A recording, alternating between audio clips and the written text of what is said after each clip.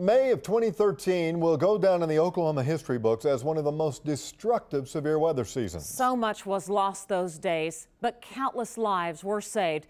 Thanks in large part to Chief Meteorologist David Payne and our News 9 Stormtrackers. We haven't heard all your stories yet until tonight. That's right, Kelly and Robin. You know, our top priority here at News 9 is saving lives. It always has been, it always will be.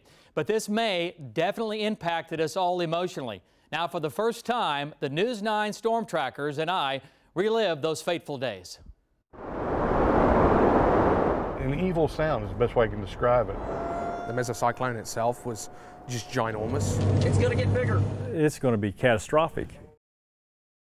Sunday, May 19th, 2013, I'll never forget it. It was really the week before that when the model data and everything we look at was starting to say, you know, things were going to go south in a big hurry. Crossed I-35, you know, right in front of us. Just came out of the trees and we were waiting for it. When it reorganized for the second time, it looked much bigger. I've got a large tornado coming into Courtney right now. My daughter, Jennifer, was my navigator, and she just broke into tears. You know, it was, Dad, those are homes. I said, I know. Oh my gosh, debris in the air, power lines down, very, very violent. Oh my goodness. One of the distinct features that I remember was being able to smell all of the trees that had just, you know, the tornado just went through. I remember looking at the storm when it was just west of Newcastle, and I was thinking, oh my gosh, I was here, May 3rd of 1999. There's a huge flash. It was deja vu all over again, and it was like a cold chill went up because I knew exactly what was getting ready to happen. And it did. You are getting video, aren't you?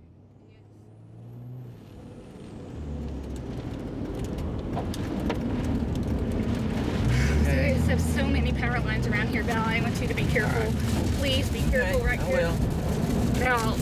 Val, back up. I'm backing up. I'm backing. Val, I'm backing. there's power lines right there, and there's houses. Oh, there's debris right there. I know Val was definitely focused on the tornado and trying to convey to the audience exactly what was happening and where it was going, but I know in my heart I was looking around and thinking, okay, we have power lines that could come down. Oh my God! Oh my God, I hope these people are taking shelter. That was a pretty horrifying sight because at that point, you know, there's people, you know, either getting killed or, you know, and homes getting blown away. Jim Gardner, does that look like a school to you? Yes, it is. It is, Kelly. Oh. This is just people are digging through the debris. Sorry, Kelly. It just gets a little hard to talk here. And all I could think of was, please let them kids have gotten underground, have gotten out and gotten underground. And I remember just having this pit in my stomach. It was just a real hopeless feeling because, you know, you're doing what you have to do out there, but there's nothing you can do that's going to keep people from dying pretty much. That's the home that I grew up in. I grew up in Moore. All the landmarks that I knew were gone.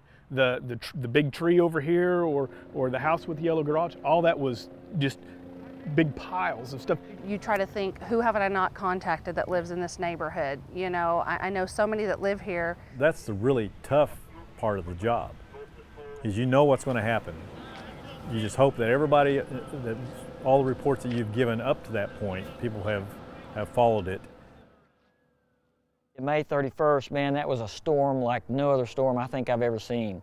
And that was a day, I think, that startled a lot of storm chasers. The whole sky is sitting on the ground, and it is just churning. The wall cloud itself, instead of being maybe 1,000 feet off the ground, it was maybe a few hundred feet. And literally, it looked like when I looked up that I could almost reach up and touch the wall cloud that was spinning around this thing. It was so fast, it was so wide. There was so many turbulent, chaotic motions going on. There was up motion, down motion.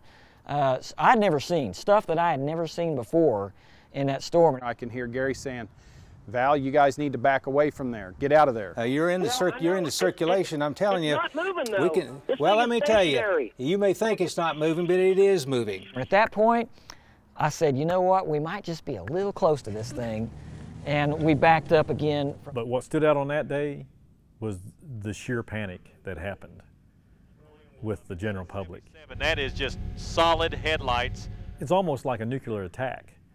I mean, the roads were absolutely packed. I didn't understand why all these people were out on the road at that time. and scared because I had a potential big tornado right behind me. Is that going to be somewhat of the new norm? Are we going to get into a kind of a phase where we have more violent weather? Or are we going to get out of this? I mean, only time will tell, but I've never seen so much violence within 3 days. You know, the reports that we do out there can save lives, you know, and really that's the main reason that we're out there. Somewhere down the line, we're not going to lose anybody. That's my hope. The team, we're all in this together. We are going to be relentless, and our goal is to keep people safe.